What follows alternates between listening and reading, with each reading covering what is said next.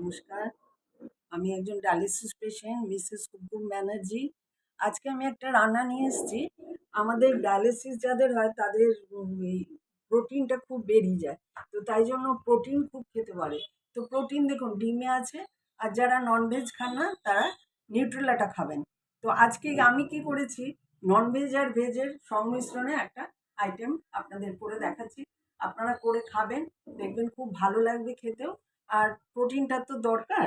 এই যে আমার কড়াইয়ে তেল গরম হয়েছে, এর মধ্যে আমি এখন প্রথমে গোটা সাদা জিরে ফোড়ন দিয়ে দিলাম। ফোড়ন দেওয়ার পরে আমি এখানে একটা কাঁচা লঙ্কা দিলাম, ঝালটা একটু কম খাই বলে একটাই দিলাম।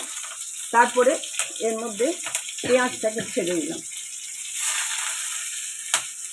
পেঁয়াজটা দিলাম। পেঁয়াজটা ভাজতে ভাজতে আপনাদের আরেকবার পেঁয়াজটা ভাজা হচ্ছে তখন একবার দেখিয়ে দিই। এ দেখুন আমি এখানে আলু সেদ্ধ করে জল ফেলে ভেজে রেখেছি, ডিম ভেজে রেখেছি, এখানে অল্প টমেটো বীজ ফেলে দিয়েছি, অল্প টমেটো নিয়েছি। আচ্ছা, এখানে আমি জিরে ধনে গুঁড়ো জিরে গুঁড়ো আর হলুদ আর একটু চিনি নিয়েছি এতে, কেমন, চিনিটা অপশনাল। আচ্ছা, আর এখানে নিউট্রেলাটা সেদ্ধ করে ভালো করে ধুয়ে এখানে নিউট্রেলাটা রেখেছি, ঠিক আছে। এবারে আমি এতে একটুখানি হিং দেব, হিংটা আমার ভালো লাগে দিলে, আর হিং খেলে গ্যাস হয় না। খুব অল্প হিং দেবেন, একটুখানি এই পেঁয়াজটা ভাজতে ভাজতে হিংটা দিয়ে দেবেন। এই যে আমি একটা ভালো হিং কিনেছি, এই হিংটা দিলাম, ঠিক আছে।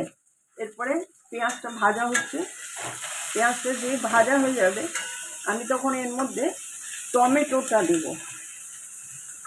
ভাজা হয়েছে পেঁয়াজটা, এর মধ্যে টমেটোটা দিয়ে দিলাম।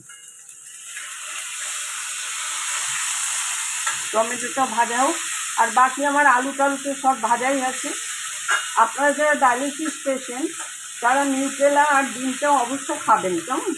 প্রায় ডিমটা তো ডেলি খেতে বলে আমাদের দুটো করে, আর নিউট্রেলাটাও ডেলি খেতে বলে। নিউট্রেলাতে প্রচুর প্রোটিন আছে।